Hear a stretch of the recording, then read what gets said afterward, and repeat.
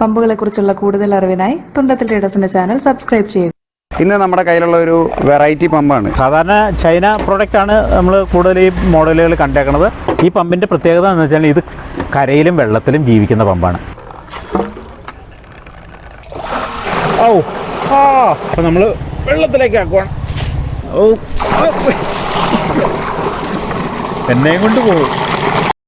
എല്ലാവർക്കും നമസ്കാരം. ഞാൻ എൽദോസ്. തുണ്ടത്തിൽ ട്രേഡേഴ്സിൻ്റെ മറ്റൊരു വീഡിയോയിലേക്ക് എല്ലാവർക്കും സ്വാഗതം. ഇന്ന് നമ്മുടെ കയ്യിലുള്ള ഒരു വെറൈറ്റി പമ്പാണ്. ഇതിനെ നോർമലി ഫൗണ്ടൻ പമ്പ് എന്നാണ് പറയാറ്. സാധാരണ പാറക്കെട്ടുകളിൽ വെള്ളം ഒഴുകുന്നത് പോലെയോ അങ്ങനെ എന്തെങ്കിലും കാര്യങ്ങളൊക്കെ ഡിസൈൻ ചെയ്യുമ്പോഴോ അല്ലെങ്കിൽ മീൻകുളത്തിലെ വെള്ളത്തിൻ്റെയൊക്കെ സർക്കുലേഷന് വേണ്ടി യൂസ് ചെയ്യുന്ന ഒരു ടൈപ്പ് മോഡലാണിത്. അതിൻ്റെ നമ്മൾ സാധാരണ കണ്ടിട്ടുള്ളത് 10 വാട്ട്സ്, 18 വാട്ട്സ്, 60 വാട്ട്സ് ഒക്കെ വരുന്ന ചെറിയ മോഡൽസാണ്. അതിൻ്റെ തന്നെ ഒരു 700 വാട്ട്സ് വരുന്ന ഒരു മോഡലാണിത്. 700 വാട്ട്സിൽ 38,000 ലിറ്റർ പെർ അവർ ഡിസ്ചാർജ് ഉള്ള ഒരു ഹൈ ഡിസ്ചാർജ് ഫൗണ്ടൻ പമ്പാണിത്.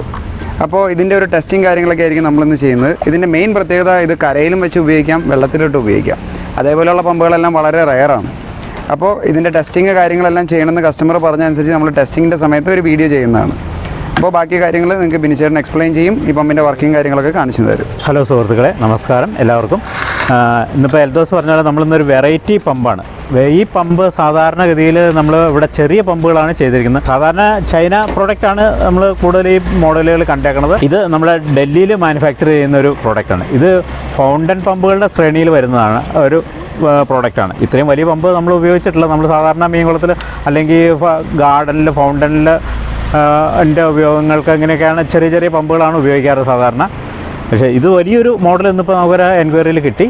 ഈ പമ്പിൻ്റെ പ്രത്യേകത എന്ന് വെച്ചാൽ ഇത് കരയിലും വെള്ളത്തിലും ജീവിക്കുന്ന പമ്പാണ്. അതായത് തവളയെ പോലെ അല്ലെങ്കിൽ മുതലയെ പോലെ എന്നൊക്കെ പറയാം. കരയിലും വെള്ളത്തിലും ജീവിക്കുന്ന ജീവികളാണല്ലോ ഇതൊക്കെ. അതുപോലെ ഈ പമ്പ് വെള്ളത്തിൽ സബ്മേഴ്സിബിളായിട്ട് ഉപയോഗിക്കാം. അതുപോലെ കര വെച്ചും പമ്പ് ചെയ്യാം. ചെറിയ പമ്പാണെങ്കിൽ ഇവൻ വെള്ളം തള്ളുന്ന കാര്യത്തിൽ ഭയങ്കര വിദഗ്ധനാണ്. 38,000 ലിറ്റർ വെള്ളമാണ് ഈ പമ്പിൻ്റെ ഡിസ്ചാർജ് ഔട്ട്പുട്ട് വരുന്നത്. മാക്സിമം കമ്പനി ഇതിന് പറയുന്ന ഹെഡ് 11 മീറ്ററാണ്.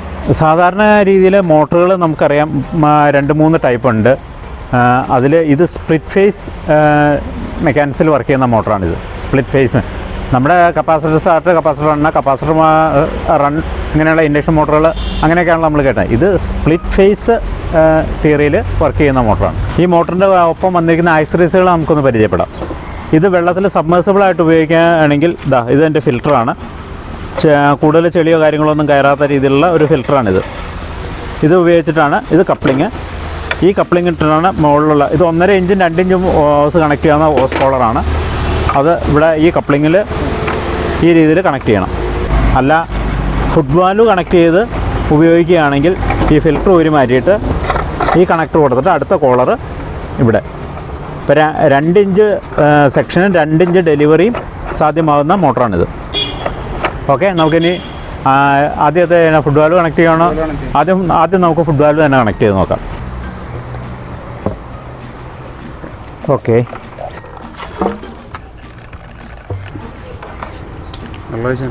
അപ്പോൾ ഇനി ഇത് സാധാ മോട്ടറിൽ വെള്ളം ഫില്ല് ചെയ്യും പോലെ തന്നെ മോട്ടറിൽ വെള്ളം ഫില്ല് ചെയ്യണം.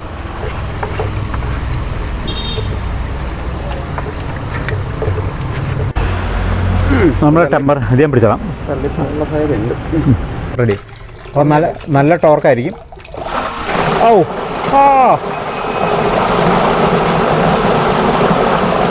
അപ്പോൾ നമ്മുടെ കുഞ്ഞൻ പമ്പിൻ്റെ മുകളിൽ വെച്ചുള്ള പെർഫോമൻസ് കണ്ടല്ലോ. പിടിച്ചാൽ നിൽക്കുന്നില്ല പൈപ്പ്.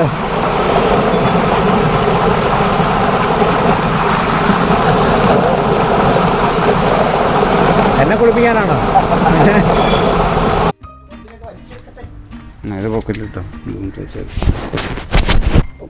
ഇത് നമ്മളിതിനെ സബ്മേഴ്സിബിളായിട്ട് പരീക്ഷിക്കാൻ പോവുകയാണ്. അപ്പോൾ ഇങ്ങനെ ഈ ഫിൽറ്റർ ഇവിടെ സെറ്റ് ചെയ്യണം. ഫിൽറ്റർ സെറ്റ് ചെയ്യണമെന്ന് വെച്ച് കഴിഞ്ഞാൽ ഇപ്പോൾ ടെസ്റ്റിംഗ് ടൈമിൽ വേണമെന്നില്ല,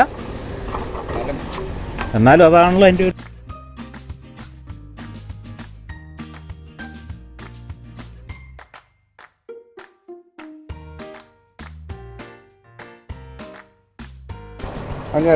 അപ്പോൾ ഇതിപ്പോൾ സബ്മേഴ്സിബിളായിട്ടാണ് വർക്ക് ചെയ്യണത്. നോക്കാം നമുക്ക്.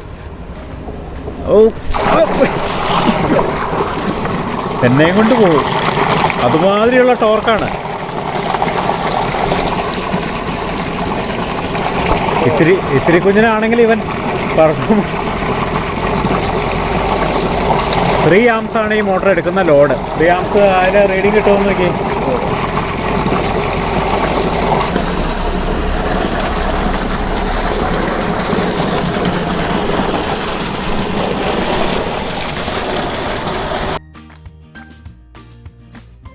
ബാരലിൻ്റെ അടുത്ത് ഒരു 1.5 ഇപ്പോൾ ഏകദേശം ഞാൻ ബാരലിൻ്റെ അടുത്ത് ഒരു 1.5 മീറ്റർ അകലെയാണ് ഞാൻ നിൽക്കുന്നത്. കാരണം ഇത് എൻ്റെ കയ്യിൽ നിന്ന് ഈ പൈപ്പ് വിട്ട് കഴിഞ്ഞാൽ ഇത് ഭയങ്കരമായിട്ട് ഷിവർ ചെയ്ത് തെറിച്ച് പോകും. അത്രയ്ക്ക് പവറിലാണ് വെള്ളം വരുന്നത്.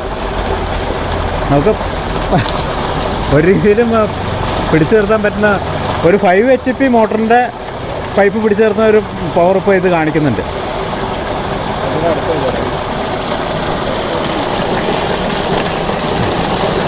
അപ്പോൾ ഇതാണ് നമ്മുടെ കുഞ്ഞൻ പമ്പ്. ഭീകര ഡിസ്ചാർജുമാണ്. അപ്പോൾ നമ്മളിത് ചെളി അടിക്കുക അങ്ങനെയുള്ള കാര്യങ്ങൾക്കൊക്കെ മാക്സിമം ഒഴിവാക്കുക. ഇത് ക്ലിയർ വാട്ടർ പർപ്പസിനുള്ള മോട്ടറാണ് വരുന്നത്. ഇപ്പോൾ മീൻ കുളങ്ങളിലേക്ക് ചെളി അടിക്കാനൊന്നും ഈ മോട്ടർ കലങ്ങി പോകുന്ന ചെറിയ സോഫ്റ്റ് ഫൈബർ പോലെയുള്ള ചെറിയ സാധനങ്ങളാണെങ്കിൽ കയറി വരും. പക്ഷേ അത് വേസ്റ്റ് അടിക്കാൻ വേണ്ടെന്നാണ് എനിക്ക് തോന്നുന്നത് അല്ലേ?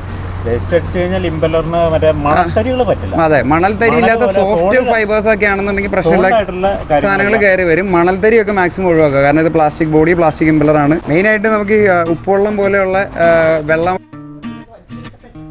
ഇത് പോക്കറ്റിലിട്ടോ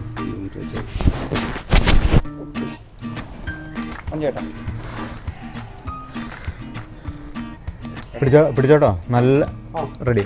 അപ്പോൾ നല്ല ടോർക്കായിരിക്കും. ഓ